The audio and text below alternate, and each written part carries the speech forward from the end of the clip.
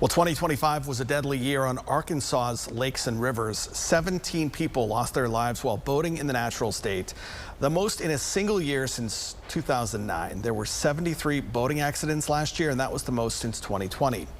And as we are sailing closer to the summer boating season, experts urge people to think safety before stepping aboard.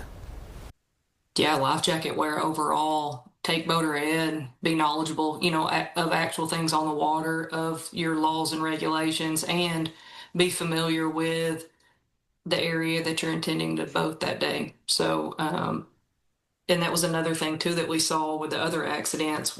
It was an operator inexperience, maybe not with that particular vessel, but for those specific conditions. Experts with the Arkansas Game and Fish Commission blame last year's increase on more accidents involving duck hunters and hazardous conditions caused by severe spring floods.